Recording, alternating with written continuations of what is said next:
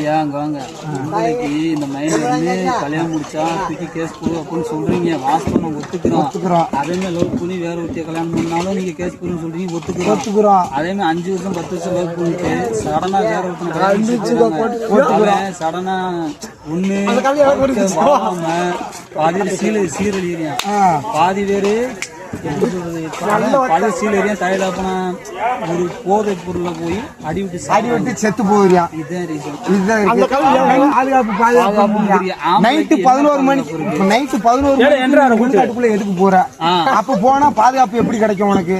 அது பாதுகாப்பு கிடையாது. நீ அக்கிரமத்துக்கு ஆர்வம் செய்யற வேலைக்கு நீ போயிடுற. லவ் பண்றது தெரியாமனா எங்க கூப்பிட்டேன்னு ஏன் போற?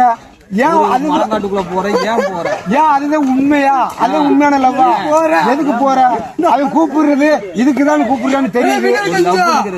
ஒரு புனிதமானது காதல்ன்றது ஒரு புனிதமானது. காதல்னால காமம் உண்டாகும். காமத்துக்காண்டிதான் அவன் லவ் பண்ணவே போவியான். நீ அதை போய் அவன் அங்க கூப்பிடுறான். அது ஆள் இல்லாத இடத்துக்கு கூப்பிடுறான். ஒரு மலைக்குள்ள கூப்பிடுறான். ஒரு பார்க்குள்ள ஆள் இல்லாத இடத்துல உட்காருறான். நீ அவனுக்குள்ள என்ன செய்வீங்க? அதையும் செய்வீங்க. 20 வயசுல லவ் பண்ணணும். 20 வயசுல லவ் பண்ணது இருக்கும். ஆமா 16 வயசு 19 வயசு லவ் பண்ண ஒண்ணும் இல்ல. ஒரு காமத்தை இருக்கும். பண்றது பொண்ணுங்க மேல அனுபவிக்கிறது ஆம்பளைங்க. ஏப்பா நீங்க பாதுகாப்புன்றீங்க ஐயா. லவ் பண்றீங்க 18 வயசு 17 வயசுல லவ் பண்ணுங்க. ஒன்னும் பிரச்சனை இல்ல. நீங்க அவங்க கூப்பிடுற இடத்துக்கு நீங்க எதுக்கு போறீங்க? இல்ல அவங்க பார்க்க கூப்பிடுறாங்க, ஒரு மலைப்பகுதியில கூப்பிடுறாங்க, போய் ஆளோட நிக்க வேண்டியதானே? நீ உனக்கு எதுக்கு தனியா ஒரு இடத்துல ஒரு வேலை கேட்ட? பெண்களுக்கு பாதுகாப்பு இல்லைன்ற கோயிலுக்கு போக வேண்டியதானே?